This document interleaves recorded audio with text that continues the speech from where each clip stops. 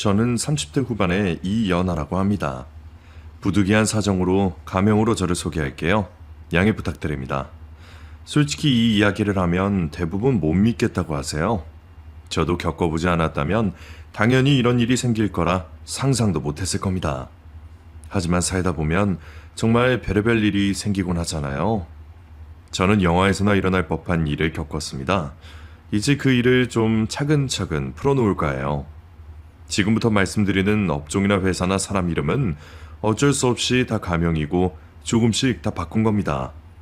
알려지면 곤란하기 때문에 일부러 다 바꾼 점은 정말 이해해 주세요. 저희 집안부터 차근차근 이야기 들려드릴게요. 저희 집은 정말 화목함 그 자체였어요. 저는 외동딸이라 예쁨을 독차지하며 자랐고 친정아빠는 시골에서 혈혈단신 올라오셔서 정말 맨몸으로 건설회사를 일으키신 자수성가한 분이셨어요. 성공신을 하고 하기까진 좀 거창하지만 어쨌든 아빠는 성공하기 위해 안 해보신 일이 없을 정도로 늘 노력하셨죠. 그런 모습을 어릴 적부터 보고 자란 터라 저에게 아빠라는 존재는 존경의 대상이고 위대한 분이셨습니다. 그래서 늘 아빠를 닮으려고 했고 아빠가 하신 말씀. 여자도 얼마든지 건설 쪽에서 일할 수 있어. 대신 너가 몸을 쓸 순 없으니까 경영관리 쪽 공부를 좀 해라. 라고 하셔서 저는 경영학과에 들어갔습니다. 그러고 보면 저도 참 어지간히 아빠를 존경했나 봐요. 실망시켜드리지 않으려고 저는 단 한 번도 삐뚤어진 행동을 보여드리지 않았어요. 정해진 귀가 시간에 무조건 들어왔고 혹시나 갑작스럽게 잡힌 약속이 늦어질 것 같으면 언제나 정확하게 아빠나 엄마에게 말씀을 드렸죠. 그래서 항상 부모님은 저를 믿어주셨어요. 하지만 부모님께 착한 자식이란 건 반대로 친구들에겐 심심하고 재미없는 친구란 뜻도 되잖아요. 그래서 저는 친구가 좀 적은 편이었어요. 대신 정말 목숨을 내놓아도 아깝지 않은 친구 2명이 있어서 지금까지도 우정을 이어오고 있는데요. 첫 번째 친구 민영이는 늘 걱정이 없는 친구였어요. 뭐랄까? 구김없이 자라서 언제나 긍정적인 친구였죠. 부모님이 시장에서 장사를 하셨는데 워낙 유쾌하신 분이라서 언제나 웃음을 담당했죠. 그리고 다른 친구 지은이는 지역에서 올라온 아이였는데 얼굴은 정말 이쁘게 생겼는데 조금 시니컬하고 언제나 계획적이었죠. 좋게 말해서 계획이지 나쁘게 말하면 자기가 예상한 대로 이루어지지 않으면 굉장히 짜증내고 히스테리를 부리는 성격이었습니다. 집안 형편이 어려워서 1,000원 한 장에도 벌벌 떠는 성격이기도 했고요. 그래서 아무래도 민영이 지은이를 만나면 제가 돈을 좀 많이 냈고 애들도 자연히 제 말에 따라줬어요. 민영이는 워낙 쾌활해서 제가 비용을 대고 계획을 짜주면 알아서 착착 움직였는데 지은이는 항상 돈 내는 사람이 왕이니까 그렇게 하던가 이러면서 툭툭 내뱉는 스타일이었죠. 기분 나쁠 때도 있었지만 그래도 친구니까 몇 안 되는 친구니까 정말 잘해주려고 했죠. 하지만 늘 지은이는 저에게 강한 질투심을 보였어요. 아무래도 가정 형편이 달라서 저를 경제적으로 이길 수는 없지만 외모가 뛰어나서인지 그런 부분으로 은근히 제 성질을 긁곤 했죠. 그래도 저는 친구 관계가 그럴 수도 있다고 생각했고 엄마도 지은이가 날 많이 시기하긴 하나 보다. 그래도 그런 친구를 잘 감싸줘야 해. 라고 배운 터라 웬만하면 트러블을 만들진 않았어요. 이렇게 다른데도 우리 셋이 친분이 계속된 이유는 민영이가 워낙 지은이를 챙겼고 지은이도 그런 꼬장꼬장한 성격 외엔 성향이나 취미 등이 비슷해서 친하게 지냈거든요. 대학 졸업하고도 각자 직장에서 일하면서도 계속 만났죠. 그 중에 민영이는 좋은 곳에 시집가서 애 엄마로 잘 살고 있었고 저는 아빠의 건설회사 총무과에서 일하게 됐습니다. 형편이 어렵던 지은이는 무역회사에 들어가서 일을 하더니 어느 날 갑자기 저한테 찾아와서 니네 아빠한테 말해서 나 좀 취직시켜주면 안 돼? 이러는 겁니다. 아빠 회사가 규모가 큰 것은 아니지만 그래도 구인 절차가 있고 체계가 있는데 그게 마음대로 되는 건 아니거든요. 그래도 혹시나 하는 마음에 아빠에게 말씀을 드렸더니 채용 시즌도 아니고 절차도 안 밟고 무작정 그렇게 될 순 없지. 라며 단박에 거절하시더라고요. 참고로 저도 시험을 받고 적법한 절차에 따라 입사를 한 거였거든요. 그래서 사내에서도 뒷말이 나오지 않았던 겁니다. 특히 저희 회사처럼 크지도 그렇다고 아예 작지도 않은 회사일수록 이런 말이 많이 나오기 때문에 조심해야 하거든요. 어쨌든 채용이 안 됐다는 말에 지은이는 앙심을 좀 많이 품은 눈치더라고요. 나중에 리서치 회사에 들어가더니 저만 보면 너 덕분에 회사에서 아주 개고생 중이야. 라며 톡 쏘듯이 말하곤 했어요. 그 이후로 삐딱선, 특히 저에 대해서 유달리 삐딱선에 탔어요. 그래도 지은이는 얼굴이 이뻐서인지 그나마 남자라도 만나고 나중에 좋은 혼처라도 들어올 거라 믿었어요. 본인도 그걸 은근히 즐기는 눈치였고요. 어쨌든 서로 바쁘게 지내다 보니 자주 만나보진 못했지만 가끔 어울려 회사에도 이야기하고 사는 얘기하며 지내는데 민영이가 불쑥 이런 말을 하는 거예요. 너 소개팅 해볼래? 소개팅? 누군데? 우리 엄마 친구 아들인데 나랑도 잘하는 오빠야. 명문대 건축과 나와서 좋은 회사 다니는데 너랑 업종도 비슷하니까 대화도 잘 통할 것 같고? 정말? 나야 좋지. 내가 너 이야기하니까 소개시켜달라고 엄청 조르더라. 이러는 겁니다. 알고 보니 소개받은 남자는 진즉에 저를 알고 있다는 겁니다. 호기심 반 설렘 반으로 만났죠. 민영이 소개로 만난 남자, 바로 제 인생을 완전히 바꾼 남편이 되었습니다. 물론 나중에 원수보다 더 원수 같은 인간이 됐지만 그때만 해도 정말 행복했죠. 결혼하기 전에 남편은 참 착했습니다. 법 없이도 살 수 있는 사람이었죠. 정말 순박하고 남에게 나쁜 소리 한번 못하는 사람이었어요. 게다가 항상 웃는 얼굴이었고요. 처음 만나는 날이 지금도 기억나네요. 안녕하세요. 재영재입니다. 앞으로 해도 재영재, 거꾸로 해도 재영재. 이름이 재밌죠? 언제나 이렇게 소소한 웃음도 주는 남자였어요. 덕분에 소개시켜준 친구 민영이에게 고맙다는 인사도 하고 이걸 계기로 민영이와 영재씨 그리고 저 이렇게 셋이 만날 때가 많아졌죠. 특히 영재씨는 머리도 명석해서 사무직에 어울리는데도 엄청 현장 경험을 중요시 여기더라고요. 그래서 영재씨를 더 사랑했는지 몰라요. 남편은 건설 현장에서 일하는 현장을 자주 찾더군요. 비록 회사는 달랐지만 건설 쪽 일을 어느 정도 아는 터라 굳이 현장에서 사람들 만나는 이유를 몰랐죠. 그때마다 영재씨는 사람 많이 알아두면 좋지. 현장 일이 중요하잖아. 이러는 거예요. 정말 현장 노동자들과 한데 어울려서 자기 얘기 나누는 영재씨의 모습이 너무 멋져 보였어요. 자연히 현장 다니면서 다리에 알이 베겼다며 보여주는데 그 모습이 참 순박해 보였어요. 솔직히 결혼까지 생각하지 않았어요. 그냥 좋은 오빠 정도였죠. 게다가 회사는 다르지만 업종이 비슷하다 보니 괜히 좀 부담스럽기도 했어요. 하지만 사람 인연이라는 게 마음대로 되질 않더군요. 영재씨를 딱 지놓고 다른 사람들을 몇 번 만나봤는데 이상하게 영재씨의 순박함이 자꾸 떠올라서 다른 사람이 눈에 안 들어오더군요. 그래서 제가 영재씨에게 먼저 전화를 걸어서 사귀자고 했고 그렇게 우린 연인이 됐죠. 남들과 다를 바 없었어요.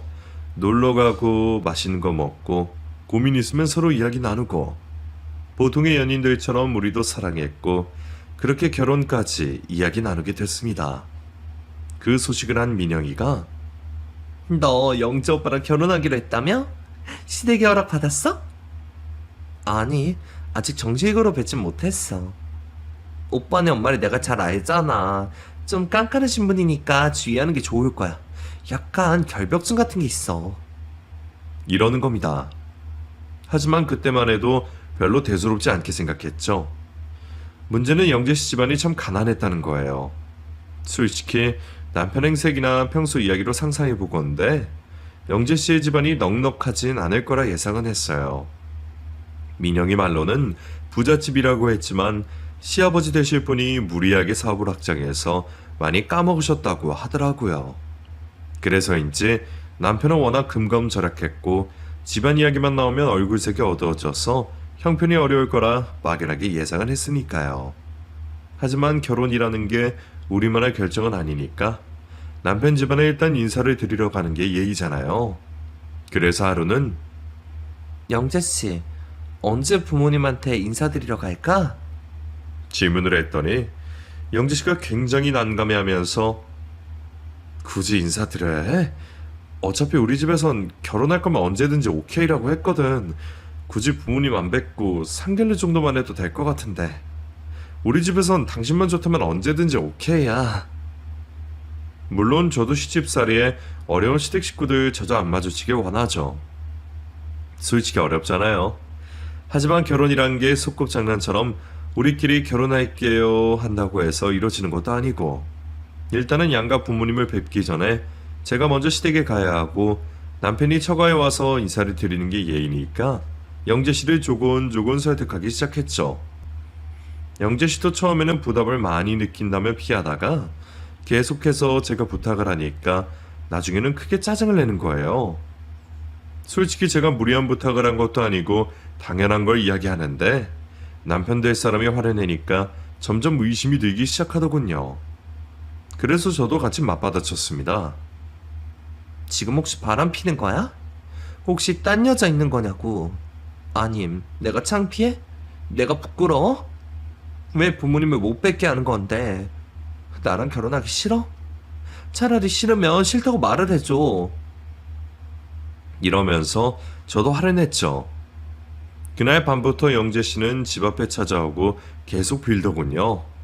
그게 아니라고 오해를 하면서 한 번만 만나달라고 애걸복걸 하는 겁니다. 저도 도대체 이 남자가 왜 나를 자기 집안에 소개를 안 시키려고 하는 걸까 궁금하기도 하고 오기가 생기기도 했어요. 솔직히 제 말이 틀린 건 아니잖아요. 좋아하고 사랑하면 제일 먼저 자기 집에 소개시켜주려고 안달이 날 텐데 왜 나를 꽁꽁 숨기는 걸까? 의심이 들 만도 하잖아요.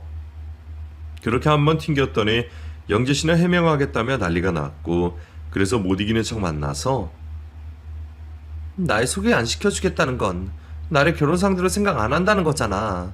내가 부끄럽지 않으면 뭔가를 숨기고 있으니까 부모님한테 나를 안 데리고 가는 거잖아. 도대체 뭘 숨기고 있는 거야? 제가 닥달을 했죠. 그렇게 어렵게 만났습니다. 솔직히 시부모님을 만나고 나서 많이 놀랐어요. 몸이 많이 불편하시더군요. 일단 시어머니는 치매가 좀 심하셨고 시아버지는 다리가 좀 불편하셨습니다. 정말 마음이 요동치더군요. 이 사람의 아픔까지 내가 감싸주고 싶다. 라는 모성애 같은 것이 용솟음 쳤어요. 영재 씨는 제 눈치를 슬슬 보더니 우리 집이 많이 부끄럽지? 이러는 겁니다. 하지만 제가 오히려 영재 씨를 꼭 안아주면서 무슨 말이야. 난 오빠가 자랑스럽고 오빠는 식구들도 정말 자랑스러워. 이러면서 우린 더더욱 가깝게 됐고 아예 결혼식에 대한 이야기도 급물살을 탔습니다. 하지만 문제는 우리 집이었죠. 아빠는 처음에 영재 씨를 탐탁지 않게 생각하셨어요. 그래도 금이야 오기야 키운 딸인데 어디 가난한 집에 시집 보내고 싶겠어요. 하지만 영재 씨가 똑부러지는 성격에다가 나름 업계에서 일 잘한다는 소문을 들으셨나 봐요. 하루는 너 남자친구를 내가 한번 좀 만나봐야겠다. 너무 기다리고 기다렸던 말씀인지라 기쁨에 바로 자리를 주선했죠. 그리고 미리 아빠가 뭘 좋아하는지 아빠가 뭘 싫어하는지 영재 씨에게 미리 힌트를 싹 줬어요. 그렇게 아빠 영재 씨는 만나셨는데 아빠는 영재 씨랑 몇 번 이야기하더니 나중에 저한테만 슬쩍 일단 내 밑에서 일해보라고 해야겠구나 이러시는 겁니다. 그 말인즉슨 어느 정도 합격이란 뜻이었죠. 아니나 다를까 영재 씨는 다니던 회사 사표 내고 바로 아빠 회사로 이직을 해서 일을 시작했습니다. 회사에선 예비 사위로 소문나서 신입인데도 부장급 못지않은 파워를 가진 사람이 됐죠. 그래봤자 중소기업 건설사이지만 그래도 직원들에게 영재 씨의 파워는 나날이 커졌습니다. 더 좋았던 건 정말로 아빠랑 영재 씨의 취미나 성격이 비슷했다는 거예요. 낚시 좋아하고 노래 부르는 걸 즐기지만 어느 정도 선을 정확히 지키는 결단력도 있었고요. 특히 아빠가 가장 좋아하는 건 추리소설이나 살인사건 드라마나 영화 보기였거든요. 범인이 무슨 트릭을 쓰는지, 그리고 형사나 탐정이 그걸 어떻게 풀어내는지, 그런 거 연구하는 걸 엄청 좋아했는데 영재 씨도 아빠의 취미에 열정적으로 같이 했어요. 아버님, 저놈이 범인 아닐까요? 왜 그렇게 생각하나? 처음 도입 후에 이런 대사를 하는 게 복선 같아서요. 자네도 명탐정 홍주 같구만. 내 생각도 그렇네. 이렇게 탐정놀이 하는 걸 두 분은 엄청 좋아했어요. 그래서인지 점점 아빠는 영재 씨와 같이 시간을 보내시길 원했어요. 오죽했으면 엄마가 네 아빠랑 놀아주는 사람 생기니까 내가 다 속이 시원하다. 일 끝나면 집에만 있어서 귀찮았었는데. 이러실 정도니까 말 다 했죠. 아주 아빠랑 영재 씨는 죽이 척척 잘 맞았어요. 그래서 결혼하는 것까진 문제가 전혀 없다고 생각했죠. 자연히 소개를 시켜준 민영이는 저한테 한턱 쏘라고 난리였고, 저도 남친 자랑하고 싶은 마음에 다 같이 모여서 술 한잔 제대로 한번 쐈죠. 영재 씨도 제 친구들이니까 엄청 잘 보이려고 노력했고요. 분위기는 아주 화기애애했죠. 영재 씨와 민영이는 원래 오빠 동생 하는 사이니까 문제는 없었는데, 하지만 지은이 표정이 아주 안 좋은 거예요. 그래서 제가 조금 조용한 틈을 타서 너 오늘 어디 아픈데 일부러 나온 거니? 아니, 그냥 부러워서. 넌 얼굴도 이뻐서 쫓아다니는 남자도 많을 텐데 이게 뭘 부러워. 맘만 먹으면 더 좋은 남자 금방 만날 텐데. 그냥 너는 늘 걱정 없이 살아서 부럽다. 나는 오늘 하루도 내일 하루도 걱정뿐인데. 에휴, 왜 그래. 너도 직장 잘 다니잖아. 그리고 좋은 남자 생기면 그때 너가 사해?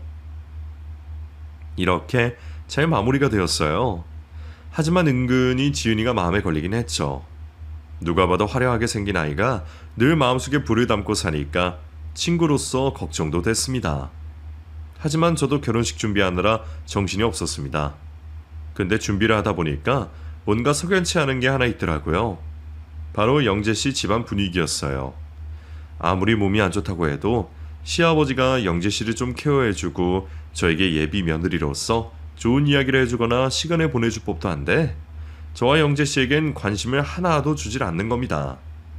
결혼 전에 딱 한 번 인사드릴 기회가 있었는데 시아버지가 갑자기 우리는 다른 거 다 필요 없고 일단 영재만 따로 나가서 살면 된다. 이러는 거예요. 아니, 시집살이 하라는 집안은 들어봤어도 아들 보고 나가 살라고 하는 집은 처음 들어보는 터라 조금 멍하더군요. 게다가 결혼식 비용민 축의금 들어오는 건 다 줄 테니 무조건 나가서 살라고 신신당부를 하는 겁니다. 물론 저희도 그렇게 하려고 했죠. 하지만 너무 매몰차게 말씀하시니까 부정한의 정도 느껴지지 않고 제가 괜히 이런 집안에 시집을 가도 되나? 걱정까지 들었어요. 그래도 영재 씨 사랑하니까, 어차피 영재 씨 집안에서 도와줄 것도 아니니까 우린 결혼을 했습니다. 심지어 상견례 때 시어머니 치매가 너무 심해져서 시아버지 되실 분과 멀리 친척분 두 분이 자리에 참석하셨는데, 시아버지는 계속해서 저는 원하는 거 하나 없습니다. 재영이가 따로 나가 사는 것하고 그쪽 집에서 잘 지내는 겁니다. 이 말이 너무 이상한 거예요. 그래서 상견례 끝나고 나서도 아빠가 재영이네 집안에 무슨 문제라도 있나? 뭔가 추리소설 같은 이상한 느낌이 드네. 이렇게 찜찜해하실 정도였죠. 그래도 워낙 재영씨에 대한 믿음이 강한 터라 그런 찜찜함도 일단 묻어두고 결혼식은 강행했어요. 하지만 결혼식 시작부터 아주 개판이었습니다. 일단 시어머니가 안 오셨어요. 물론 아프시니까 충분히 이해할 수 있었습니다. 대신 그 자리에 시아버지 혼자서, 그것도 낮술을 했는지 뻘건 얼굴로 앉아서 뚱한 표정을 앉아 계셨죠. 더 큰 문제는 시아버지가 틀림없이 축의금 들어오는 건 다 줄 테니 그 돈으로 따라 나가서 살라고 하셔서 솔직히 기대를 했거든요. 그래도 하나뿐인 아들 결혼식이고 첫 번째 결혼식인데 어느 정도 축의금이 들어올 거라고 생각했습니다. 근데 세상에나 아버지 쪽으로 손님이 거의 오질 않은 거예요. 많아야 30명 남짓? 대부분이 제 친구, 그리고 남편이랑 일했던 건설 쪽 일꾼들 뿐이었네요. 정말 기가 차더군요. 결혼식을 하는 이유가 축하를 받는 것도 있지만 시부모님 입장에선 소위 말해서 그동안 뿌린 돈 회수하는 날이기도 하잖아요. 그런데 30명 남진도 않았다는 건 아들 결혼식을 주변에 알리지도 않았다는 뜻이었어요. 하지만 결혼식 당일날에 시아버지랑 얼굴을 붉힐 수는 없잖아요. 어쩔 수 없이 저만 김치국 마신 걸로 생각하고 그냥 넘어갔습니다. 그 후에 시댁과는 거의 왕래가 없이 살았어요. 생일 때 전화드리면 그냥 고맙다 한마디. 시댁에 무슨 행사가 있다 해서 연락을 드리면 느낌이 고맙다. 쌀쌀 맞은 반응에 정내비가 뚝뚝 떨어졌습니다. 그 외에 저희한테 먼저 연락을 주는 적도 없고 찾아오지도 않았습니다. 나중엔 우리가 어디서 어떻게 사는지 관심이나 있을까? 궁금해지더군요. 어쨌든 시댁과 관계가 멀어진 만큼 오히려 영재 씨와 아빠 그리고 우리 식구들은 더욱 가까워졌고 거의 24시간에 붙어 살게 됐어요. 저희는 따로 나가서 살고는 있었지만 거의 친정집에서 시간을 보냈고 특히 영재 씨는 아빠의 경영 수업을 들으며 차곡차곡 회사 전반에 대한 이해도를 높이고 있었죠. 그리고 아빠 역시 만족하시면서 지 서방이 있으니 내가 아주 든든하네 라며 말씀하셨죠. 그렇게 3년 넘게 결혼 생활을 했습니다. 저는 그 사이에 일단 회사 업무 일은 그만두고 집으로 돌아왔고 오히려 영재 씨가 아빠의 경영 과제를 배우며 점점 자기 세력을 좀 만들어 갔어요. 아빠는 그런 모습을 보면서 내가 이 정도 읽어놨으니 이제 제 서방이 한 단계 더 끌어올리겠지. 이렇게 흐뭇하게 바라보셨고요. 모든 게 문제는 없었죠. 다만 우리 부부 사이에 문제가 있었습니다. 바로 이상하게 아이가 안 생기더라고요.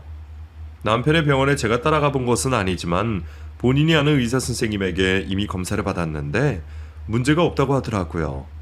저도 건강에 문제는 없었고 따로 임신 관련 기구를 쓰는 것도 아니었어요. 그런데도 아이가 안 생기니 걱정이 되는 거예요. 그럴수록 남편은 아이는 우리 천천히 갖고 아직 내가 배울 일이 많으니까 그건 나중에 생각해.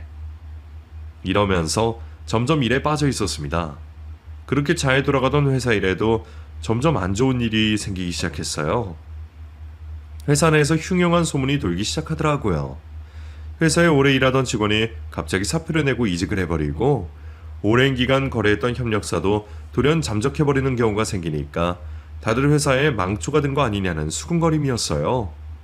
사내 분위기가 뒤숭숭하니까 아빠도 은근히 걱정을 많이 하시더라고요. 나랑 10년 넘게 거래했던 회사가 갑자기 거래처를 바꾼다는데 이거 참 이해가 안 되네. 재서봐, 바꾼 거래처가 예전에 자네가 있던 회사라던데 혹시 알고 있는 정보 같은 거 없나? 저도 백방으로 알아보고 있는데 정보가 딱히 없습니다. 자네가 다니는 회사는 우리랑 접점도 없고 그렇다고 우리 경쟁사는 아닌데 갑자기 우리 회사 사람을 왜 스카우트 해간다는 거야? 그것도 거액을 주고. 이해가 안 가네. 거기 아는 사람 통해서 좀 말 좀 들어봐줘. 도통 영문은 알 수가 없네. 산전수전 겪으면서 맨몸으로 회사를 세우신 아빠가 이 정도로 걱정하는 모습은 처음인지라 저도 불안하더라고요. 그래서 남편에게 자기야, 나는 이제 회사 관뒀으니까 자기가 대신 우리 아빠 잘 보살펴줘. 걱정하지 마. 요새 이상하게 내부 정보가 어디서 새는지 빨리 스파이를 알아내야 하는데 미치겠네. 건설 쪽에 스파이가 있을 게 뭐 있어. 그거 뻔한데. 입찰가도 그렇고 나름 숙련공이나 설계 기술자들이 자꾸 우리 회사랑 거래에 끊으니까 그게 문제지. 도대체 알다가도 모르겠더군요. 어쨌든 아빠는 아빠 나름대로 실컷 읽어놓은 거래처가 점점 다른 곳으로 빠져나가니 속상했고 저는 저대로 아이가 안 생기니 불안했습니다. 게다가 요즘 들어 남편이 부쩍 늦긴 했지만 아무래도 접대도 필요하고 회사 분위기도 뒤숭숭하다 보니 현장 사람들과 술 한잔 마시고 회포를 푸는 거라 믿고 터치하진 않았습니다. 하지만 점점 서로 바빠지니까 남편도 술을 점점 마시게 되고 바가지를 저도 긁다 보니 서로 조금씩 멀어진다는 느낌이 들더군요. 근데 어느 날 친구 민영이에게 전화가 오는 거예요. 무슨 일이냐고 물었더니 엄청 망설이면서 어제 니네 남편 늦게 들어왔지. 이러는 겁니다. 그걸 어떻게 알았냐고 했더니 그 친구가 갑자기 하는 말이 어제 지은이랑 오랜만에 만나서 술 한잔 했는데 세상에나 지은이가 전부 다 말하더라고. 지은이가 뭘? 그러니까 그게 민영이는 엄청 망설이더니 지은이가 지금 너네 남편이랑 몰래 만난다고 하더라. 그러면서 사진 보여줬는데 둘이 심상치가 않은 사이더라고. 너 남편 관리 잘해야겠다. 이러다가 큰일 나겠어. 그리고 지은이 그 기집애도 독종이다. 어떻게 친구 남편하고. 이러는 거예요. 그러면서 지은이 몰래 사진을 몇 장 찍었다며 저에게 전송해 주는 겁니다. 정말 낯뜨거운 사진이고 정말 황당하더군요. 친구 얘기 듣고 하루 종일 생각해 봤어요. 남편에게 이 사실 이야기하고 제대로 버릇을 잡을 건지 아니면 그냥 모르는 척 할지. 이러다가 친구도 잃고 남편도 잃는 거니까요. 정말 신중에 신중을 가했어요. 그리고 지은이에게 전화를 걸었죠. 민영이한테 이야기 들었어. 너 우리 남편이랑 선 넘었다며. 왜? 니네 남편이 먼저 집적된 거야. 나 잘못 없어. 니네 남편이 나보고 이상형이라면서 먼저 접근한 거라니까? 웃기지 마. 우리 남편이 그럴 일도 없고 설령 그랬다고 해도 아는 나야. 그리고 처음이자 마지막 경고니까 우리 남편한테서 떨어져. 너가 우리 부부에 대해 뭘 안다고 끼어들어서 회방을 놔? 그리고 어떻게 친구 남편한테 이럴 수가 있니? 너 내 친구 맞아? 제가 제대로 말하니까 지은이가 잠시 머뭇거리더니 갑자기 깔깔대며 웃는 거예요. 그러면서 하는 말이 남편? 너가 니네 남편에 대해서 뭘 아는데? 너는 니네 남편이 첩의 아들이란 거 알고 있었니? 그리고 니네 남편 씨 없는 스파인 거 알고 있었어? 순간 당혹스럽더군요. 이게 무슨 말인가 싶었죠. 제가 아무 말 못하고 있으니까 지은이는 부인이 그런 것도 모르면서 무슨 부인이니? 그냥 서류상 결혼한 거지. 네 남편은 나만 사랑해. 진짜 사랑하는 사이는 우리라고. 너무 청천벽력 같은 말이었어요. 그제야 알겠더군요. 왜 남편 결혼식에 다들 시댁 식구들이 시큰둥했는지, 그리고 왜 우리에게 아이가 생기질 않았는지 이제야 해답을 알 것 같았습니다. 순간 머리가 띵해지고 다리에 힘이 사라지면서 주저앉았는데 그리고 의식이 없었어요. 그리고 눈을 뜨니 병원이더군요. 엄마는 울고 있고 남편은 한숨만 쉬고 있고요. 그러다가 제가 눈을 뜨니 다들 안도의 한숨을 쉬길래 잠깐 남편과 둘이 있다고 싶고 한 뒤에 남편에게 이 사실을 이야기했습니다. 남편은 아무 말이 없는 거예요. 그러면서 변명이라고 하는 말이 미안, 그렇게 됐네. 이러는 겁니다. 정말 기가 막히더군요. 어디 붙어먹을 여자가 없어서 하필 대학 동창인가요? 너무 눈물이 나고 속이 상하더군요. 일단 내 눈앞에서 사라지라고 했죠. 그리고 남편은 당분간 별거를 하자며 자기가 나가겠다는 겁니다. 저는 악다구니를 쓰면서 왜? 지은이네 집에 가 있으려고? 누구 좋은 걸 보려고? 웃기지 마. 못 가. 하면서 소리를 치다 보니 자연스럽게 이 사실을 엄마 아빠도 알게 됐습니다. 특히 아빠의 분노는 극에 달했어요. 재서봐, 자네가 어떻게 이럴 수 있나? 이거 너무한 거 아닌가? 이러면서 남편 멱살을 잡고 아주 난리가 났죠. 남편은 남편대로 곤란한 처지에 빠졌고 아빠는 일단 남편을 일선에서 물러나라고 한 뒤에 직접 망가진 거래처 및 사람들을 만난다며 현장을 돌아다니시게 됐습니다. 저는 친정집에 당연히 들어가게 됐고요. 그런데 슬픈 일은 끊임없이 생긴다고 마침 타 지역에 있는 거래처를 만나러 가시던 아빠가 사고로 그만 돌아가신 거예요. 참 황당하죠? 아니 정말 무슨 드라마도 아니고 이게 뭔 소리야 하실 텐데 정말 사고로 돌아가신 거예요. 저도 처음에 그 전화를 받고 너무 황당했지만 이미 장례식장에 가보니 아빠 운전기사 말로는 야간에 지역에 갔다가 건설 부지 보다가 산 밑으로 떨어지셔서 추락사를 했다는 거예요. 게다가 아빠 시신도 못 찾았다는데 정말 황당하고 억울하고 비통하더군요. 그런데 뒤늦게 온 남편은 이 이야기를 듣더니 일단 시신을 찾자면서 엄청 분주한 겁니다. 솔직히 눈에 가시 같긴 했지만 그래도 뭔가 일이 크게 생기니까 남편이 이럴 때 도움이 되는구나 라는 약간의 안도감도 있었습니다. 근데 엄마가 갑자기 저를 살짝 부르시더니 아빠는 곧 돌아오실 거라고 믿으렴. 엄마, 무슨 소리야? 아빠가 추락사 하셨대잖아. 거기 산세도 깊고 낭떠러지에 떨어져서 지금 시신도 못 찾고 있는데 무슨 소리 하는 거야? 그냥 아빠 돌아오실 거니까 그냥 넌 잠자코 있어. 엄마의 알 수 없는 말에 저는 더 속이 타들어가더라고요. 남편은 자기가 알아서 하겠다더니 여기저기 들쑤시고 다니는 겁니다. 그리고 아직 아빠 시신도 제대로 찾지 못했는데 여기저기다가 지금 사장님이 돌아가신 것 같다 라며 아예 연락을 돌렸더군요. 이게 좋은 일은 아니잖아요. 그래서 제가 아니, 벌써부터 이런 일을 이야기하면 어떡해. 우리 아빠가 어떻게 된 줄 알고. 내가 거기 정 잘 알아. 살아오시면 좋겠지만 거기가 그렇게 쉬운 산세가 아니야. 그리고 이런 걸 빨리 알려서 회사 안정화 시켜야지. 회사까지 죽게 놔둘 셈이야? 엄청 설레발을 치며 이 사람 저 사람에게 연락하며 조언까지 구하는 겁니다. 너무 어이가 없더군요.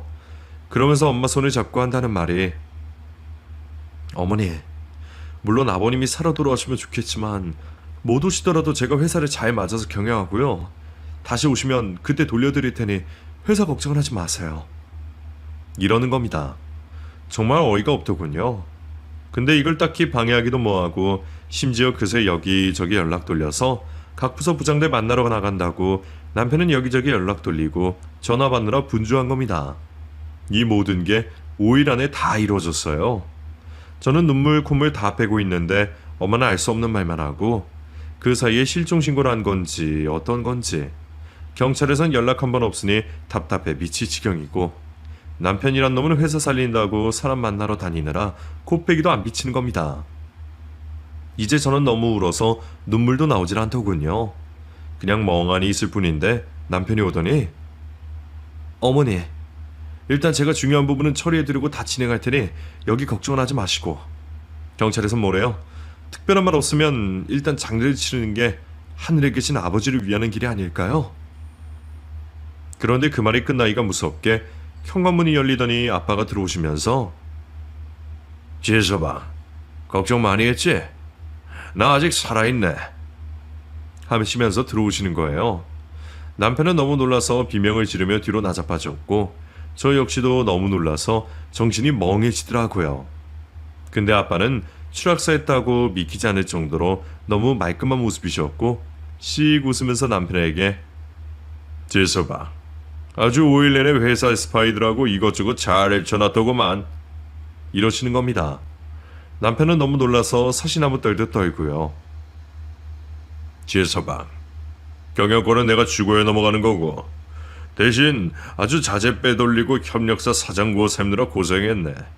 그거 다 추적해놨으니 경찰서에 가서 차근차근 이야기하면 될 걸세 이러시는 겁니다.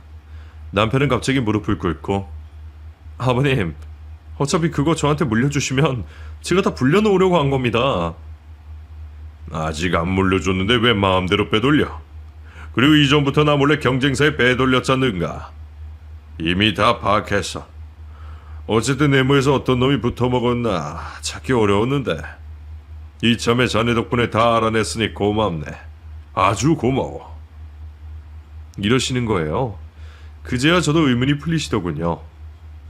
추리소설 좋아하던 아빠가 꾸민 아주 대규모 깜짝 수요였던 겁니다. 이걸 아는 사람은 엄마와 운전기사 아저씨뿐이었고요.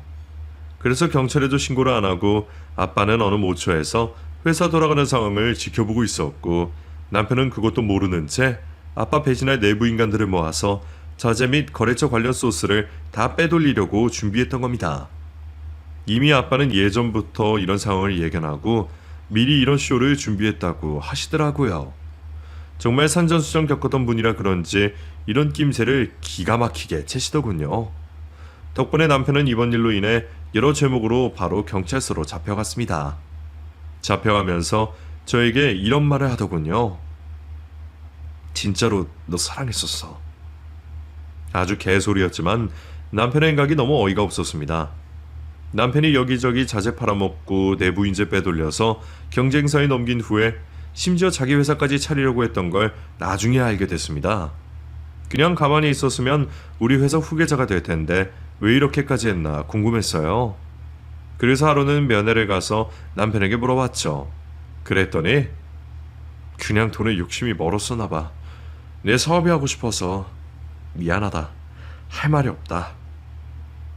그때 그 이야기를 듣는 순간 마음이 조금 움직일 뻔했습니다. 첩의 자식이 너무 비참한 시댁 상황이 본인에겐 너무 싫었겠죠. 그래서 뭔가 탈출구를 찾는다는 게 그런 건나 보다라고 저 혼자 상상했고 마지막으로 하나 더 물었습니다. 자재 팔아서 빼돌린 돈은 어디에 쓴 거야? 경찰에 다 말했어. 그래도 일부 돈이 어디로 간 건지 몰라서 이건 정말 한때 아내로서 물어보는 거야. 솔직해. 치매 노인 돕기에 익명으로 기부했어. 알잖아 우리 집 상황. 그 말에 정말 마음이 녹아내리더군요. 어차피 남편은 시대의 희생자라는 생각도 들었죠. 하지만 몇 주 후에 경찰 조서를 보고 나서 싹 사라졌습니다. 이미 남편은 우리 회사에서 빼돌린 돈을 다시 다 분산시켰는데 그 중에 지은이 통장이 있는 겁니다. 그래서 지은이에게 전화를 걸어서 그 돈을 어디에 썼냐고 했죠. 지은이는 그 돈의 출처도 모르고 안 썼다고 잡아떼더니 제가 어디에 썼는지만 말해달라고 통사정을 하며 치매 노인 기부했니? 그러자 지은이가 웃으면서 하는 말이 뭔 소리야. 그 돈으로 해외여행 다녀왔지. 네 남편이랑. 이러는 겁니다. 어이가 없더군요. 그냥 제가 싫었고 그래서 우리 남편을 유혹했고 그리고 우리 남편에게 받은 돈으로 해외 여기저기 놀러 다녔다는 말에 이제 더 이상 참을 수가 없겠더군요. 저도 눈이 돌아갑니다. 하지만 이미 지은이를 만날 길도 없고 일단 법적으로 이걸 어떻게 해야 하나 변호사 선임해서 물어보는 과정에 민영이에게 소식을 하나 들었어요. 이걸 이야기해야 하나 말아야 하나 좀 그런데. 지은이 이번에 웬 남자랑 결혼한다더라? 식구들하고 아주 가까운 친구만 몇 명만 초대해서 결혼식 올린다던데 너는 초대 받았니? 그때 생각했죠. 이게 내가 복수할 수 있는 유일한 기회라는 생각이 들었어요. 그래서 지은이가 결혼한다는 남자 뒷조사를 했죠. 정말 지은이 또 뻔뻔하게 짝이 없는 기집애더군요. 제 남편을 만나면서 이미 다른 남자를 만나고 있었던 겁니다. 하긴 얼굴이 반반하니 고르는 재미라도 있었겠죠. 무슨 잘나가는 광고회사 직원이라고 하는데 그놈도 참 여자 보는 눈이 없다고 생각했어요. 그래서 그 남자에게 연락해서 만났고 저는 사진 몇 장을 건넸습니다. 우리 남편과 지은이의 낯뜨거운 사진을요. 남자는 깜짝 놀라며 이게 무슨 사진이냐고 묻더군요. 그냥 이런 여자예요. 물론 과거 없는 남자 그리고 여자가 어디 있겠어요.